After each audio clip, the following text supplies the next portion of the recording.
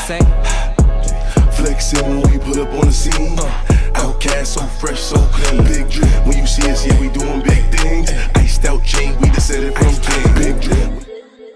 These are going to be the questions that we're going to ask today. So Musa Darius can go ahead and tell his story because he's already here, Mr. Musa Bandana. So question number one, let's see.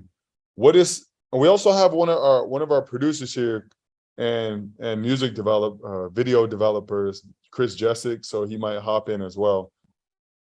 So Musa Darius, what is the introduction of your story and where did it start with your music career? So where did it begin? How did you start your music career? Where's your story with the music? I've always done music since I was a little kid. Like I actually made my first song at 13, recording on a tape recorder, just using a tape and press and record and just like that. And that's how I made my first song. But I've been doing this since I was a little kid. My family, I had older brothers that influenced me, inspired me into like making music. And then I went to college. I actually had a rap group in high school. Then I went to college. I made music, but then I postponed that to pursue a wrestling career because I was like very good at wrestling.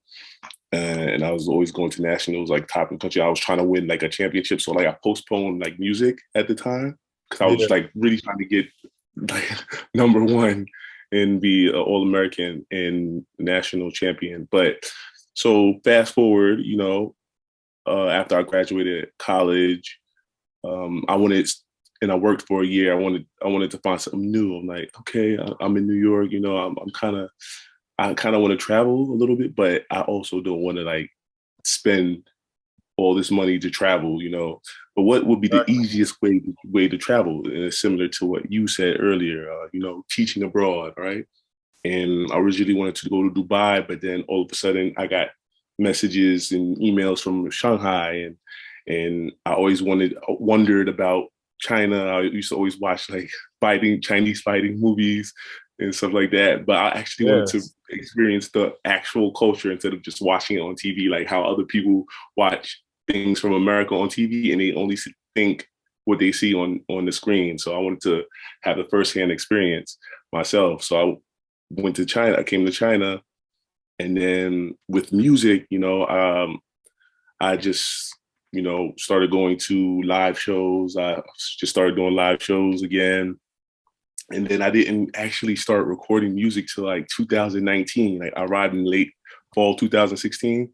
And I just started recording again in 2019. And then COVID hit, right? And kind of derailed everyone. Right. Yeah. And other opportunities. Yeah, and we started Best Life Entertainment. We started doing house parties, right? That was like at its pinnacle, at its peak at late 2019. We're gradually building, and then COVID hit, boom, and boom, just like that, everything postponed, pause. We had other people that were part of our team, and they had to go back, so. It was just really me and Ricky were the only ones that were able to stay in China. Right, Ricky actually left and came back right before the borders closed, and then I was trying to find other ways to make money because I had a job at the time that since COVID-19 came, it was hard to for schools to stay afloat. So what they did was start decreasing salary. So I was like, okay, what I'm gonna do now? I always had the hustling ability in my blood. Where there's a will, there's a way. Exactly. So what it takes. Yeah, right. Do what it takes. So clubs started opening because it's slowly started getting better after in the summertime, I believe. And then I would just figure out why not MC? I'm naturally that's like what I naturally do anyway. I just have a microphone. So, I started MCing at clubs. I started meeting different people. Yeah, so while we were doing these house parties, then I was also in the club scene, meeting DJs, singers, rappers. And then this is how we built this team together. And then we started actually making music with a group of people, and then we wanted to collaborate with Chinese artists because we're also in China, and we want to be, we build bridges, we don't burn them. So we wanted to have build a strong community with foreigners and Chinese people, because usually it's like, oh, the foreigners are here, the Chinese people are here, but no, we bring togetherness. Dope. So that's a good story. Like, that's the intro to how BLE started and how Musa got into his hip hop career. So yeah, we have some other artists in the building. We have Carlos in the building. So all right, so this is Carlos. This is his first time in the presentation. We appreciate you coming here today. He's American as well. The same question is going to go to you. What is the introduction to your story, and where did it start with your music career? I guess particularly here in China. Okay, so my story is Louisiana, a place just as hot as Shanghai is right now. I'm from that. But loving music from the beginning. You were talking about storytelling a lot. The first thing I ever loved was reading, because I like stories. And I like storytelling. So then it got me more into reading, which made me want to write. So I was writing, doing stuff with books. And then in school, I connected to music also, because you got stories and entertainment and beats and vibes. Yeah. So when I was in school, I would make my own songs off the most popular song. If you got Jay-Z Big Pimpin', I might make a track version of it. Cash Money had I Need a Hot Girl, I had I Need a Track Girl. But I would only share these with my closest friends and stuff. So I would do this, but I wasn't doing no performing or no trying to be an artist. I just couldn't help but make songs, especially when I was bored working with my dad painting. And so I would be just taking songs I already knew the lyrics of and making my own versions in my head just to pass the time, and just putting my own story to the same beats. And so then when the song would come on, in my mind, I'm playing my lyrics, but it might be Jay-Z, it might be whoever. Yeah. When I got to China, when I got out here, I linked up with Dia. Actually, I barely knew Dia when we were at some bar, and some other dude was just freestyling just for fun. He was just happy, and he just started freestyling. And he was like, "Oh, can you freestyle too?" I was like, "Okay." I started doing something. Dia was by the music at that bar. He's like, "Oh, wait. Let me put this a Millie beat on. I'm put a Millie, the Lil Wayne song." It's like, "Let me see you do some of this." So now I flowed to that. Then Dia was like, "You need to come to this thing called Up on Tuesdays." He's like, "They doing freestyle battles." And I was like, oh. He's like, "Come on Tuesday." And so that first Tuesday I came, that's the first time I met you, met Musa, met most of the original BLE people, are the post-COVID. So this is after 2020 COVID, when we were just coming back. We're all here. Dang. So that got me going. Me and Dia battling at Up, talking massive trash about each other. That just made us just even better friends. Just to be able to just tell somebody you, and then they tell you about you, and then you say, "Wow, that was great. I like how bad you talked about me. I like how bad you talked about me. Oh, let's be best friends." So from the freestyles, then Dia's like, "Let's do a song." We start doing songs, and then after that, I start getting with Med, Musa, AZ, whoever, and we just started doing stuff, and it just started going from there. So dope. Thanks for giving us that introduction. So yeah, stories come from different roots. They grow like trees, but from different roots. But we all kind of end up in the same place. I want to try to bring in our one of our producers as well. He's in the background now, but I'm gonna pull him in so he can tell his story. So this is Chris. He's also American. He helps us make videos, edit videos. Oh, so nice. Get a range of artists in that rap, that freestyle, the DJ, and also make the media, because it just shows the melting pot. So I guess the question goes to you as well, Chris. What's the introduction of your story, and how did it, how did it start in China? Cool. I guess I have a pretty interesting background myself. I've always been a writer and always been a storyteller. But I started as a musician. I started playing guitar when I was 12. Started playing in bands. My brother is an amazing musician as well. And so he was the drummer for the metal band that I sang in. I was the guitarist for the ska punk band that he sang in. Yeah. And so it was always about music. But then when I went to college in New York City, I wanted to study film directing because I wanted to tell stories. And so that became like a really big center point. But then one of the biggest things with music for me as it evolved when I was living in Brooklyn, I was producing with my brother when we lived together. We had a music studio. We were producing a lot of hip hop artists, mostly Haitian hip hop artists. Really? And doing videos for them. Yeah, man, it's amazing. Still some of my best friends to this day. I wish they could come out to China someday soon. And then, so then, moving to Shanghai since 2016, I've got my own creative design agency, and I keep up all my video work, do all my music and DJing work still. I'm in my music studio right now. So, I mean, it's all about storytelling. It's all about music. It's all about video. So it's great to be a part, to be kind of adopted into BLE, to work with you guys in that way. It's been a privilege, honestly.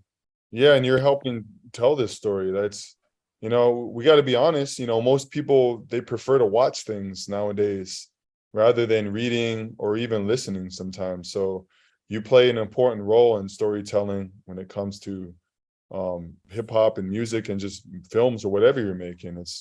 It's how we learn. It's how we appreciate, the world and all the art, its form is through visual aids like video.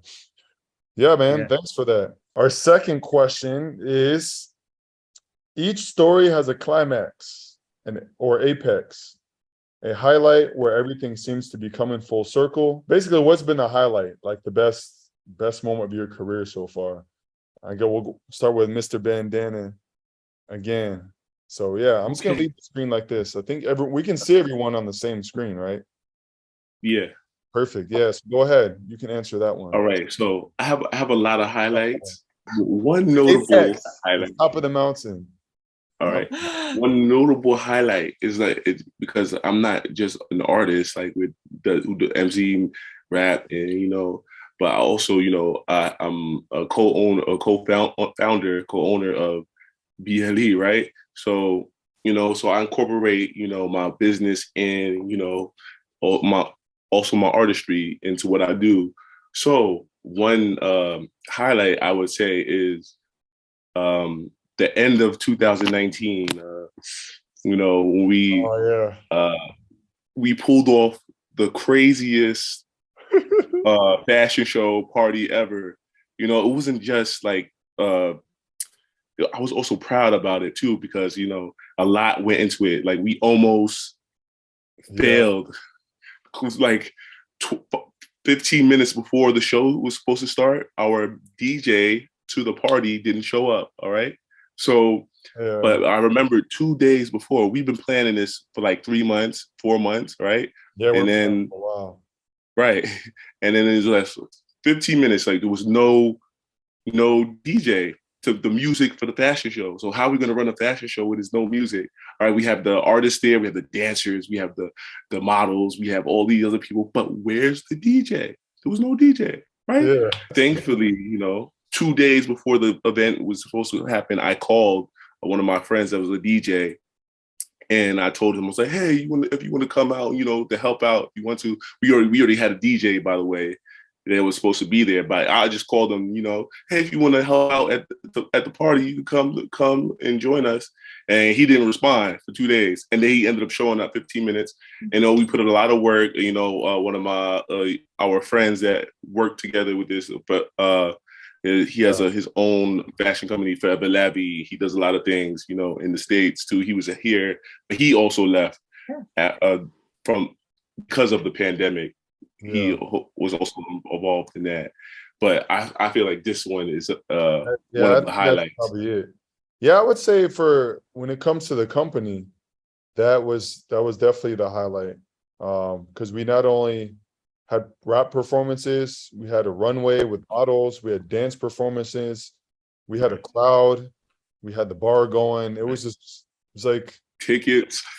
It was kind of surreal because we went from starting a house party to organizing like a fashion show. And I had never seen anything like this in China. Because you might have fashion shows, but you don't have like all these different musical performances, all this stuff going on. But we pulled that off, and that was definitely a highlight for sure. How about other artists too that was there too? Yeah, and we had other artists performing and whatnot. Hey, Lois, what about you? I guess you know, you've been doing rap, you've been writing a long time. What would you say has been like a highlight of your storytelling or rap career so far? Like, Yeah, I would say so doing this thing for with my band. So I started got with these guys after like MCing for this one event. They wanted to add some hip hop. Two guys from France, so we started doing stuff together, and we did a show at Loafers. And from that show at Loafers, they had these people that run this thing called So Far Sounds. They do live music performances. Yeah, it's called So Far Sounds. They do performances in a bunch of different countries. And they have this cool little setup where the people buy tickets without even knowing who the artist is going to be. And they don't even tell you the location till a few days before. So they dedicated, I guess, like subscribers or something. Yeah. And so they had this like hidden location. They told us where it was, but they don't tell them till us a couple days before. And so it was Christmas Day, and we had 2 like hour-long sets basically. Yeah. So they had like 2 different artist setups, but because one of the like owners or producers, she had saw us at Loafers, she wanted us to kind of headline both of the 2 sets with our like jazz, funk, hip hop type of vibe.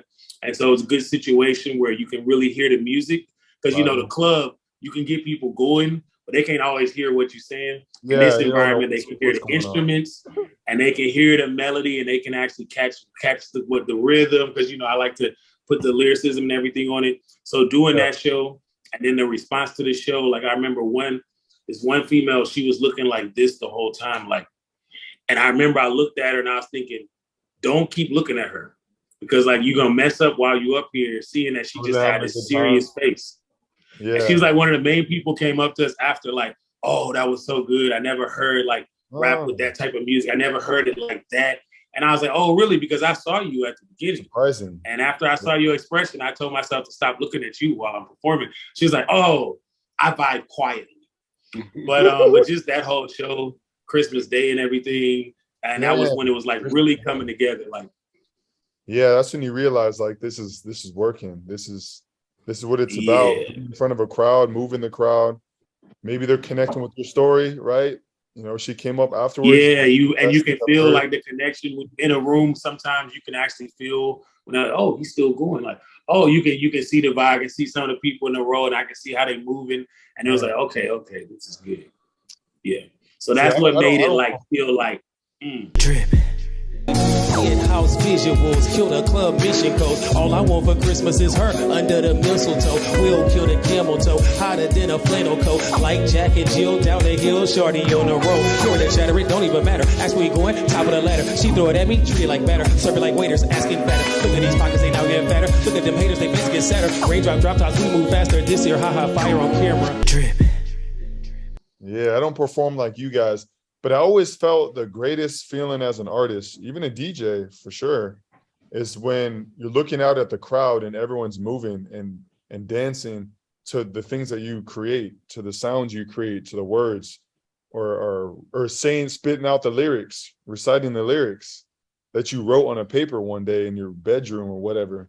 That's crazy. Like I've never had that opportunity, but I can imagine it's a great feeling.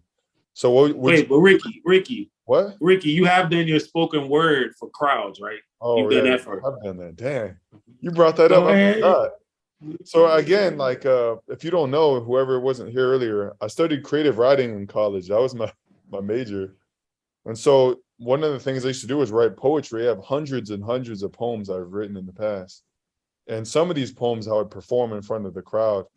And that was, I guess, one of those things. But there's no energy to it. Like the music, you can still connect with people through the spoken word or poetry. So that was a good feeling, because people would still come up afterwards, but you didn't feel the energy of it until after or like whatnot. But that's cool. Hey, so how about Chris? What would you say? It's been just like everybody else, like, you always got rises and dips, like moments where like, you really, hit something big.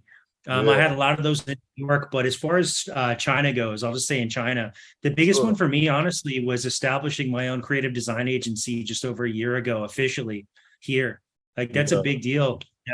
Like I'm a business owner in China, and like not every foreigner can say that. and it's a creative design agency. And so like I not only do I get to work like in video, but I work with fashion designers, I work with illustrators, I work with musicians, basically everything creative. And so that's just cool. You know, it's like a blessing. And plus I work a lot of cross-cultural stuff. So I work with as many local Chinese artists and designers, if not more, than I do foreign artists who are here. So it's really cool. It's a great thing. Yeah, man, just getting to start your own. I mean, I can say, like, I'm a business owner as well. Like, if they didn't know before, they know now. You know, like I helped run Best Life Entertainment with Musa here, and we have a lot of partners. We work a lot with locals, and that's just been the blessing. Is just like not only having a company or owning a company, but also the company brings people together, you know, and forms relationships, because we all know, you know, the relationships between countries, especially America, China, and whatever, Europe, isn't always fruitful, and it's sometimes contentious, but the music and the art bring people together. So I'm happy to have created a platform that has built friendships and collaborations in the music space as well. So I guess that's probably what my highlight recently too, that you can't take that away. Over the last, 5 years in China, that's definitely the one. Question number 3, stories connect us. Each person from a different culture shares a similar journey with the next. How do you think your story intersects with local Chinese or foreigners? Musa, you can start. I'm just going to keep this order. So let's go ahead with that. How does my story intersect? I feel like, a lot of people might have similar stories, and just because I live in the United States doesn't mean somebody in China will have the same story. Somebody also in China could come from a background where their family, also makes music and is talented. So I feel like my story, ever since I was younger, I was around people who either rapped or danced and stuff like that. And I'm pretty sure a lot of people in China are around people that, or have family members that sing and dance and things like that. So that's one way it connects. And then, also, wanting to explore different places and, bring communities together through international language. So that is hip hop or music in general is an international language. All right. So this is something that I also connect with people in China, MCing and rapping and making my energy connect with somebody else and have them appreciate my energy. That's the best. That's the best feeling. So that's how the story intersects. So what would you say? How do you think your story with like the live performance, discovering the bands, and telling the stories on stage, how does that connect, or intersect, or where would you say it intersects, or who has it intersected with? I guess you can say that can. Well, I mean, for one, like, that's the way I met you guys. So before that, I didn't know you guys, and I didn't know about the Tuesdays. Now I'm sure we would have probably seen each other eventually, but who knows how? Or I might be getting on an outer cab, you getting in a cab, and we just be like this. We might, you know what I'm saying? So that's one thing. How I've related to like foreigners, Chinese people out here has also been through the music. Even like my band, both of those guys are French. English is not even their native language, even though all our songs are in English. So so it literally gives a reason to connect. Like sometimes, let's even say if you try and talk to a pretty female, you might need something that starts it off. If she start off with nice shirt, well, the conversation begins. If you both waiting in line for something and you're like, man, it's so hot today, it begins. So if I'm already doing music, somebody's doing music, let's say Rum D, let's say Ace Bear, it puts you in the same spot, in the same situation. If I'm bobbing my head and this person bobbing their head, they can be from wherever, I can be from wherever. We get it started. Like also with basketball, that's how I built my first community with the Chinese out here when I was in Chongqing, when I was in the north. The community I was living in, like a basketball community, but it was more than just the game. It was eating, drinking, of course, and they got me meeting their wives, their kids, and everything. But it starts off, they hooping, I'm passing by. They're like, "Oh, you hoop?" We start hooping, and then we start getting to know each other. Then they ask me questions about America. I ask them questions about China, and we go from there. So the music does the same thing. It's just a bridge to start that connection. Because music lets you put the words and express, lets you do both. And yeah, I also see these questions that they're asking, like hip hop versus rap. Yeah, yeah. Say, we can hip hop is like the whole umbrella. Right. Rap is like literal. You're making words rhyme to music, whereas hip hop is the whole cultural umbrella of it. Right. So that's throwing 2 cents in on one of those questions. A lot of different things under hip hop for sure. Yeah. Hey, and Chris, what would you say? Like, I guess. Well, a big part of my professional background in history is that I worked for admissions for a major design school in New York for 9 years. And a lot of what I was doing was working with international students who wanted to come study at my university. So traveling to China was one major international trip that I did, among others, and it kind of changed my life and why I decided to move here. And so because of my past experience, I work with a lot of students from China who want to go study internationally, and that's a big part of my business. And so I get invited to a lot of different cities throughout China to give like big lectures and workshops to kind of let them know what the experience is like, to give them insight into what it takes to go there and to get there, what life is going to be like when they get there. So I just feel so honored that, you know, that they welcome me, you know, to these different cities and all that stuff. And even though my language skills are really EDNDN, you know, I get so much support and everything like that for us to really share culturally, you know, and really no judgment there. There's just like a lot of love, and it's really mutual, and it's cool. It just makes me feel great, you know. Man, that's awesome. Yeah, getting around China and being able to share your experiences and your skills or trades to help other people grow and develop. That's it. That's intersection right there. You know, there's other people that want to learn how to develop film and TV and just music and producing, and they may not know, and you just come in there with your background and kind of like, you know, and then their skills and their background, and you kind of just develop their skills simultaneously, like in unison, but different backgrounds, same passions, and then, you know, teaching them to harness those skills to create. So that's pretty cool. Yeah. Right. It's all about creativity. All about creativity. And that's basically it, you know. So we just wanted to answer 3 of those questions. We see some questions in the chat. Dance song like what, Lady Gaga? Okay. So one of the questions has been like, I think Carlos answered it, is what is rap and dancing. So we told hip hop's just a general umbrella. There's different elements of hip hop. Of course, there's the literal reciting of lyrics, which is the rap.